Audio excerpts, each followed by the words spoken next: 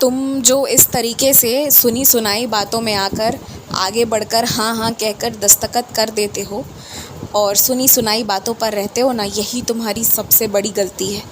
और ये गलती का नुकसान तुम भुगत रहे हो।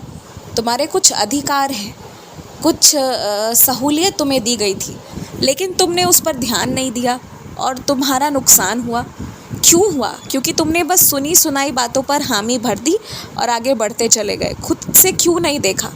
खुद से भी तो देखना चाहिए था ना, क्या हो रहा है, कैसे हो रहा है, क्या होगा, कैसे होगा, कितने फ़ायदे कितने नुकसान वाली चीज़ है। पर नहीं, विश्वास करते हो, लेकिन ये अंधविश्वास मुझे कभी कभी लगता है। कोई दस्तखत कैसे कर सकता है बिना खुद से पढ़े, बिना सही जानकारी प्राप्त किए? जीवन भर के लिए आज से तुम एक कसम खा लो कि तुम्हारा कोई करीबी से करीबी भी तुमसे कुछ भी कहे, तुम मान लोगे, सब कुछ ठीक है, उसमें कोई दिक्कत वाली बात नहीं है।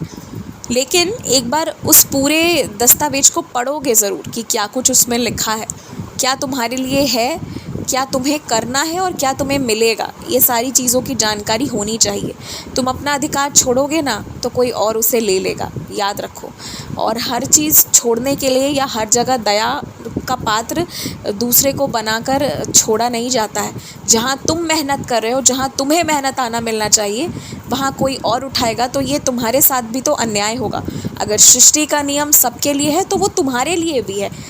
अगर अन्याय किसी और के प्रति तुम्हारी तरफ से ना हो जाए तो तुम्हारे लिए भी वही बात है कि तुम पर भी कोई अन्याय ना करे। तो सृष्टि के नियम को हर तरीके से चलाना है। ऐसा नहीं होना चाहिए कि सबके साथ न्याय, सबके साथ इंसाफ करते करते अपने साथ ना तुम अच्छे से पेश ना आओ। और पता है, तुम मेरे भक्त हो, तो जो साईं का भक्त होता है ना, वो अन्नदान पे विश्वास रखता है और अन्न से जुड़ी चीज़ों में ना विशेष उसकी रुचि होती है। मैं तुम्हें एक बात कहता हूँ कि ना तो तुम्हारे घर पर कोई भूखे पेट सोएगा, कभी भी नहीं सोएगा, और ना ही तुम्हारे घर पर अन्न बर्बाद होगा।